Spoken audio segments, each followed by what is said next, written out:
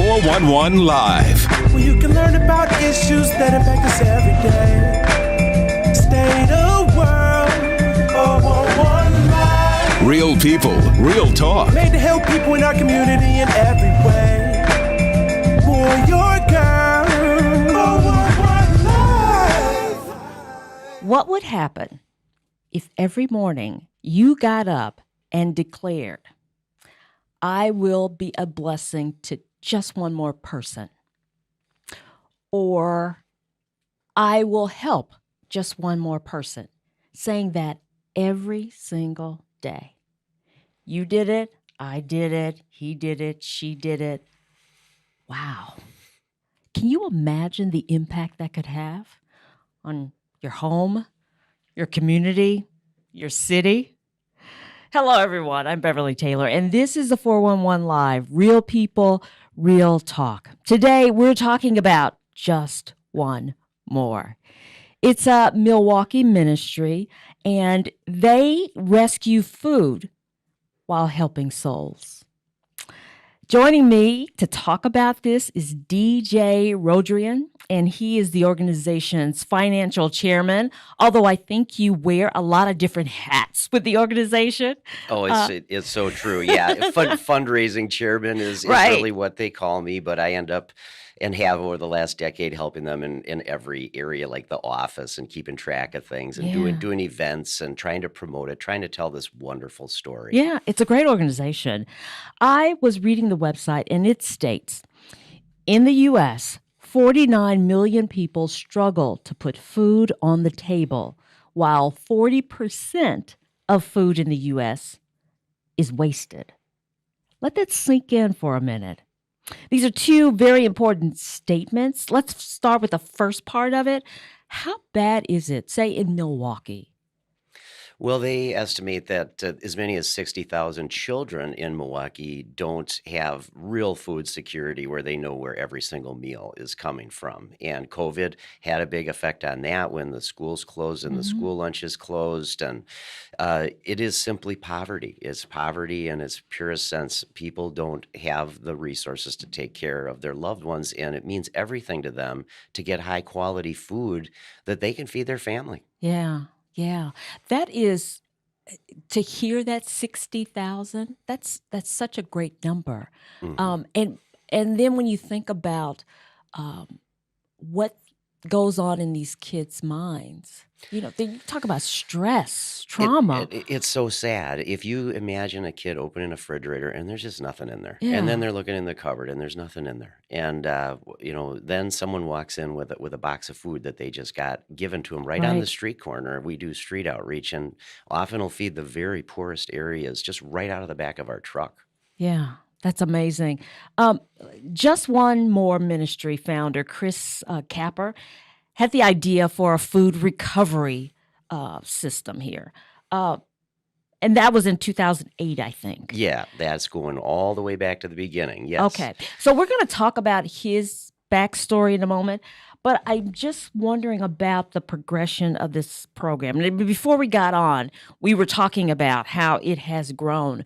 But when you talk about the very beginning, the humble beginnings, Oh, yes. and where you are now, what does that look like?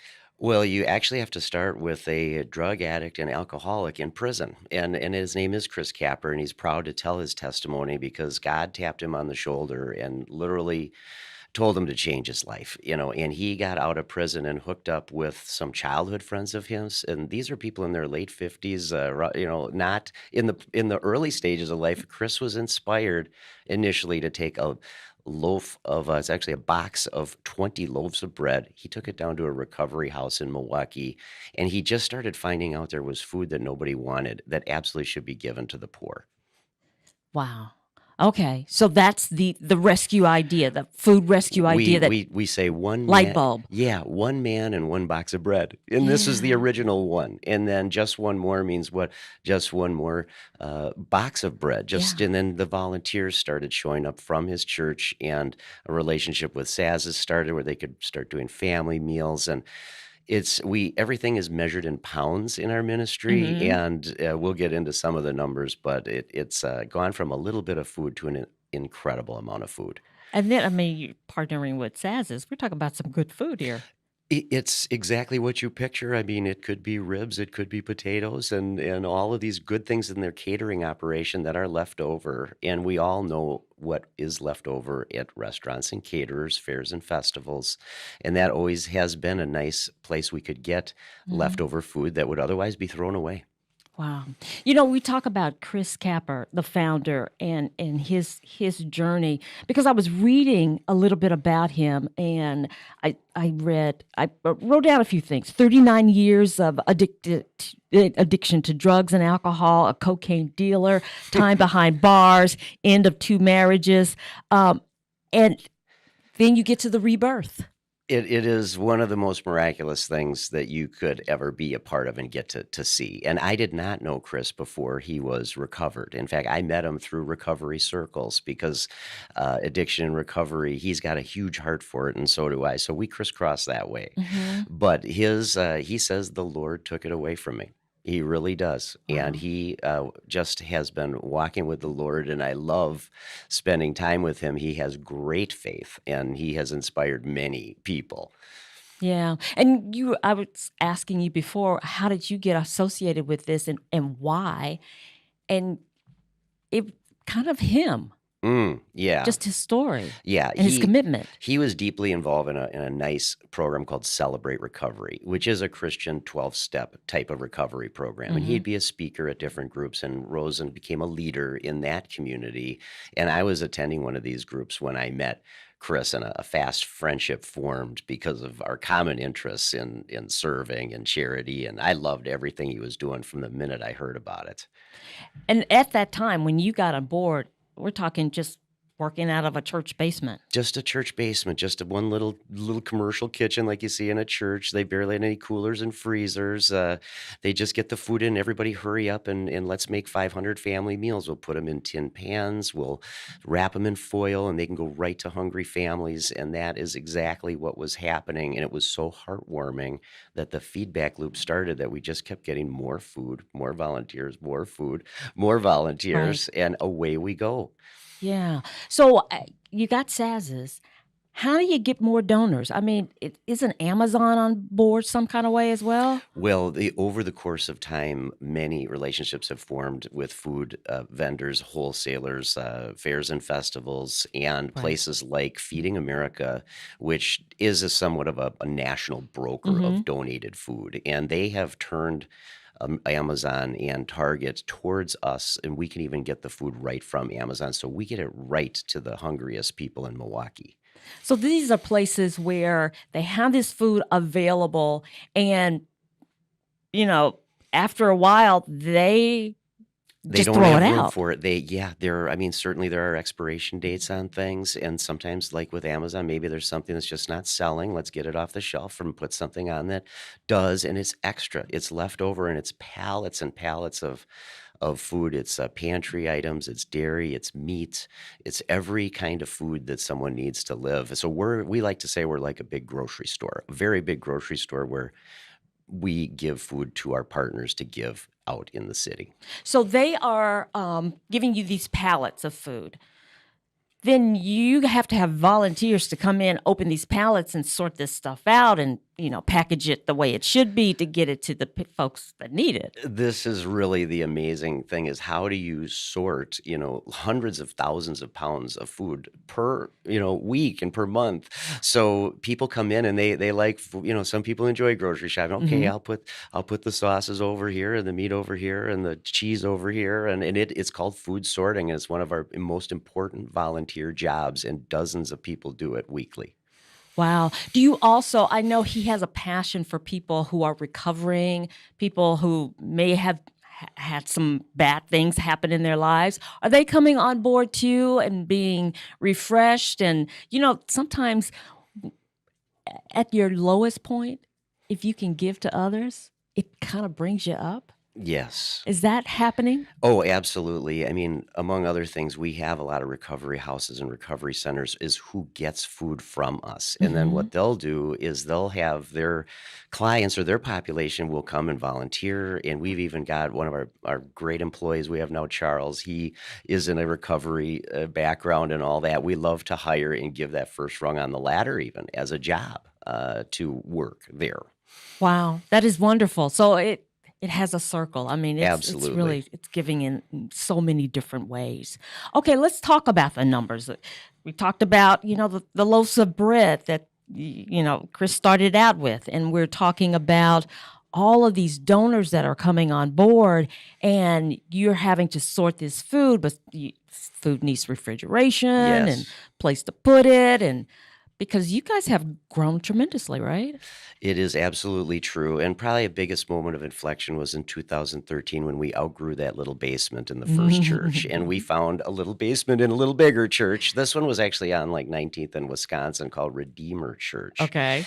And we got our first ever walk-in cooler and freezer. And these little guys, now we kind of chuckle, but to us it was all the world that we had a walk-in cooler and freezer.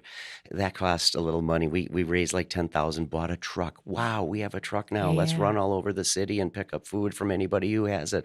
And we've always been hustlers. And we're talking 7 days a week. We're talking 24 hours a day even, going to State Fair at 1 a.m. to get cream puffs. We got Oh, wow. over 10,000 cream puffs we got last year from State Fair, but you have to come get them in the middle of the night. That's when they want you to come get them. Oh, So Chris Kaper himself does that every year. It's amazing.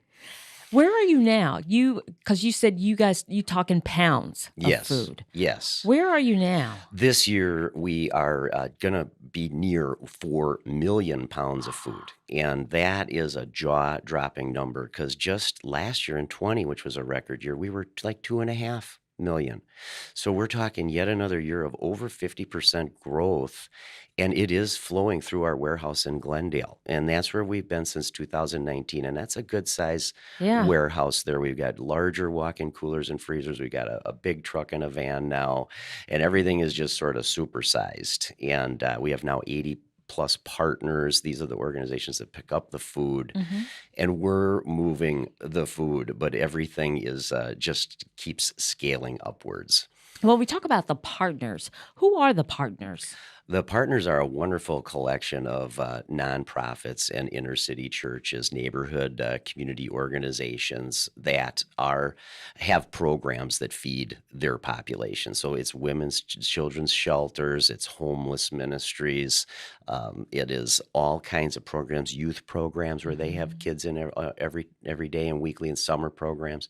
So these are very hungry people, and it is in what we call the food desert of Milwaukee. There's not a Right. lot of great food that you go right in the corner store and buy there. Yeah. Yeah. I would imagine during the pandemic when everybody was kind of, stuck at home, Yeah. the need or the demand might have been greater. Yes, we really ramped up what we call street outreach at that time, which is where we will literally load like 10,000 pounds of food on the back of a box truck, and we'll pull up in front of a regular location, right? And we have a great location at the Domes every Friday. We have others on the all through the northwest side, and we'll give that out. And regularly, people will come and get food for their family right there. And we were doing it 6 days a week, never closed a single day during COVID. It's hunger never stops, as Chris likes to say. Yeah. Absolutely. Absolutely. The street ministry, when I had talked to you before, there was a sparkle in your voice when you talked about that. So that's kind of near and dear to your heart, I think. It's kind of the passion of just that direct pulling up and handing food directly to the person who you can see what it means to them. You see the look in their eye, and it's all young and old. We love the women, the children, the elderly. We know these as who needs the food the Yeah. most, and there they are. And it's really cool. I think on the website too, I read some statistics about seniors and them being food insecure, Yes. and the numbers is really high. Yeah, I mean, they're on a fixed income and they definitely are very tight. They don't go out much. And now, honestly, with the inflation in the grocery store, their jaws have to be on the floor as to, how do That's you true. swing the grocery budget? It's not getting easier for them. And so we definitely have a huge heart for the whole elderly population that is hungry. That is so true. So, speaking of that, we're going to take a break. And when we come back, we're going to talk a little bit more about the climate that we're in right now and how it can impact you. Hmm. All right? Sounds good. Stay with us. We'll be right back. And welcome back to the 411 Live. I am here with DJ Rodrian, and we are talking about Just One More Ministry. It's a food rescue ministry, and wow, is it needed? We were talking before the break about the situation that we're getting into, inflation and that, and going to the grocery store because I went to the grocery store yesterday. You go and then you get to the checkout and you're just, your eyebrow kind of goes up when you see the total. Yes. Because it's different than what it used to be and you're buying the same kind of things. Yeah. So with that said, if you only have a shoestring budget for groceries Hmm. and you're trying to do that, that puts you in a really desperate situation, whereas you would need an organization like this. Oh, and absolutely. And what we think about all the time, honestly, is the families and the women and the children. It could be a single mom or just a big family. I mean, you've got multiple generations living, lots of people living in the city, sometimes in one Yeah. apartment and that. And you think how much kids eat, and there isn't really enough money, and sometimes the money goes to the wrong purpose, but really just flat out, there's no extra money in these households to be able to get a nice pot roast or a turkey or a ham or some of these. And this is where we really can drop the bomb in a good way on these households to be giving them a giant ham or a giant turkey or, that type Yeah. of thing. It's the positive feedback loop is wonderful. The gratitude combined with the joy of giving, everybody's happy. And this is what happens every day, all day at Just One More Ministry. That's wonderful. You guys have a good problem that is you're expanding tremendously. I mean, you were saying like 2.5 million pounds Last year, to 4 million you're expecting. no kidding. And, warehousing all of this stuff, needing more volunteers, I would Yes, suspect. yes. And with all of this, so we're talking about the freezers. You might even need some more. Yeah. I mean, you have expenses. No question. Technically, because all the food comes at no cost, we are so efficient in terms of how we use our money. We just use it for gas and mortgage and a little bit of staff. There's only like 4 or 5 people on the payroll over there, and then tons of volunteers and that. But yeah, it's just overhead, plain and simple, and it takes maybe 30,000-40,000 a month to really be able to move all that food. But if you do the math, it's a very efficient way of feeding hungry people. But it's always, we do need money, and financial donors are important. Sometimes we're so spoiled because, Johnsonville gave us a freezer full of sausages. That's one kind of generosity, but we really do need the financial generosity as well. Yeah, to take care of the electricity, It's to just house like these that. these buildings. We had something neat happen last year, and that is someone decided to do a project to put solar panels on our roof. So Oh, we really? actually have like 69 solar panels on our roof as a part of a little capital project. And how cool is that? Because freezers and coolers do use a lot of electricity. So that's pretty cool. That's great. So this kind of rolls right into your role as the financial chairman of the organization. You've got to come up with ways of getting these donors, ways of fundraising, Yeah. events, and different things like that. Yeah, it's been a wild ride, and everything is kind of a just one more attitude, one day at a time. and that's really honestly, don't worry about tomorrow. Each day has enough trouble of its own, right? So every time we come up on a fundraising event or goal, we just try to be creative. We just did our Strike Out Hunger first ever bowling event. Tell me Well, about that.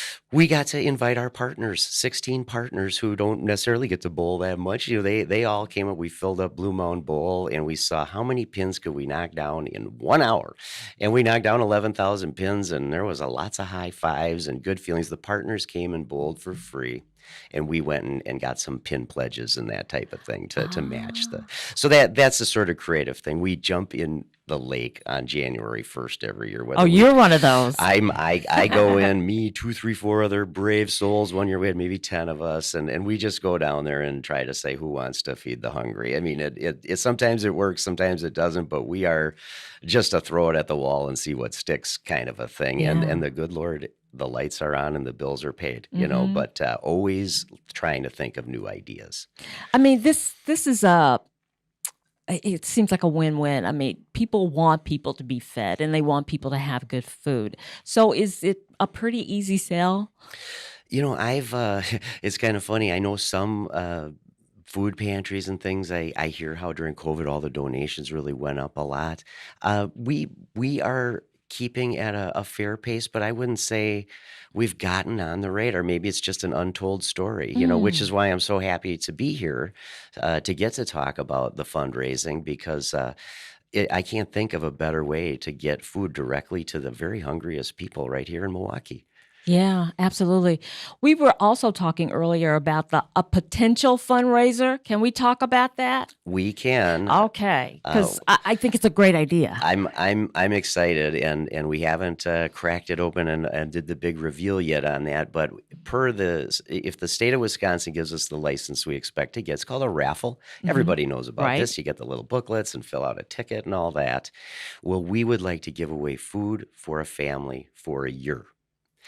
And this is a bold concept where if you bought this raffle ticket, you would not be buying it for yourself. Yeah. But you love the idea that you know a hungry family and you would like to give them food for a family for a year. And it's no joke. I'm talking about that much food. And a $5 raffle ticket could end up feeding a whole family for a year. And we're even thinking of it, maybe 2 families, maybe 3 families. Yeah. So watch for, I'll be blasting that out the minute that we are kind of approved and have all the details worked out. Mm-hmm. Tell me, you kind of touched on it earlier, but what do you get out of all of this personally?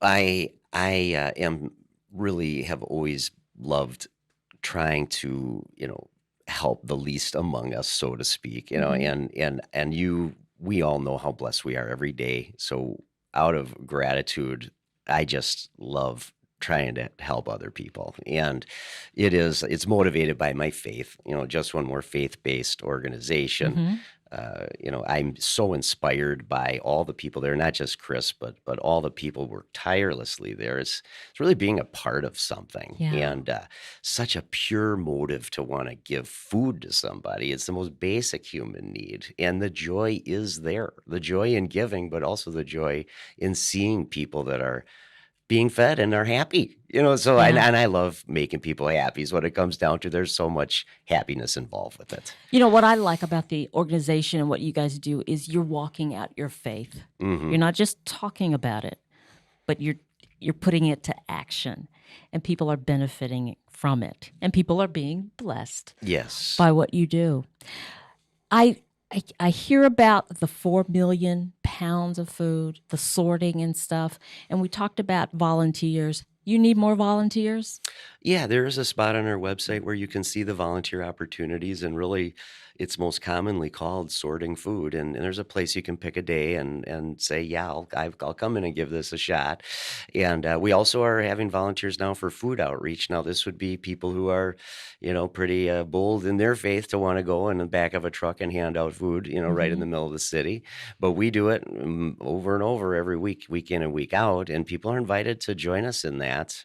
So that's Fridays, going down to the domes. So many different ways to volunteer. Always welcome to call or email, and maybe just say, can I come by for a visit? We're not open to the public per se, but when someone wants to volunteer, we roll out the red carpet. Very nice. And if someone is listening, they have food. you know, and they're Yes. thinking, this is a way that, you know, I won't be wasting. Mm-hmm. What do they do? How do they get in touch with you? We are always looking for food donations. We're a little more in the larger quantities. So if you have like an event or a group or anything that's got like a lot of leftovers, now you're talking. And always welcome to bring it to our warehouse in Glendale, just north of Capitol Drive.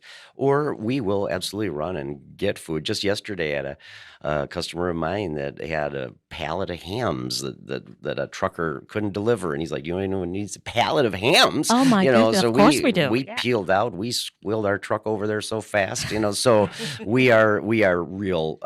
That's really our reputation, is how we hustle to get that extra food, if you know of it.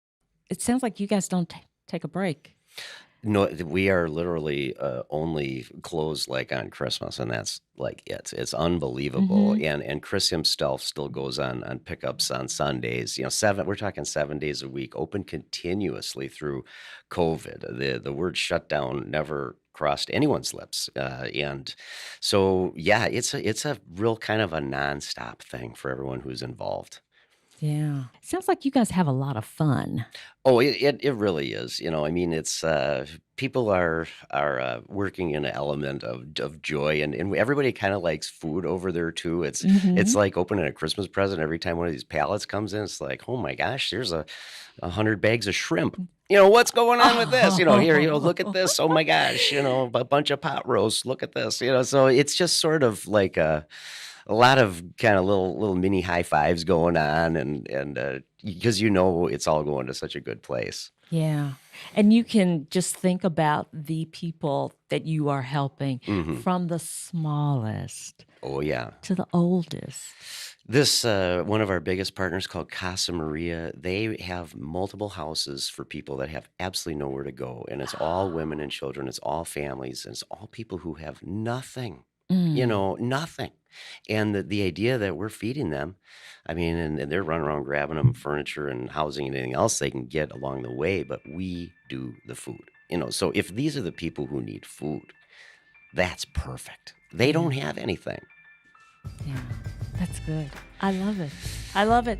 DJ, thank you so much for coming and joining us and telling us about Just One More Ministry. This was great. Thanks for having me. It's just a delight to be here. Yeah. So I'm sure a lot of people don't know about the ministry. Now they do, and they know how they can help and support you as well. Yeah. Can I share our website? Please do. It is www.jommministry.org. So it's jommministry.org.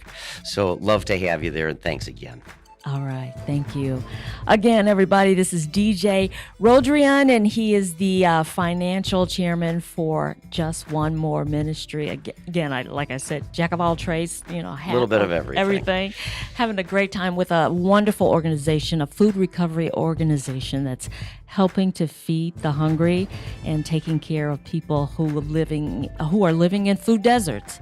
So, and that's a big thing. So thank you again for joining us. And thank you for joining us for another edition of the 411 Live. We are a nonprofit organization. Please head to our website, the411live.org, and help us out in any way that you want to. And wow, this has been a wonderful year.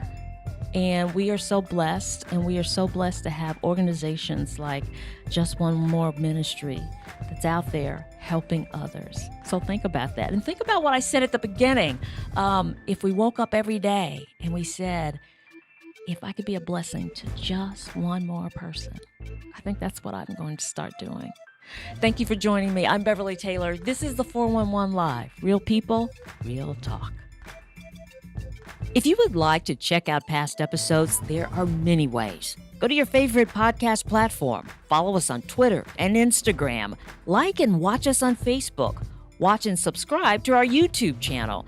And if you have suggestions for future episodes, go to our website, the411live.org.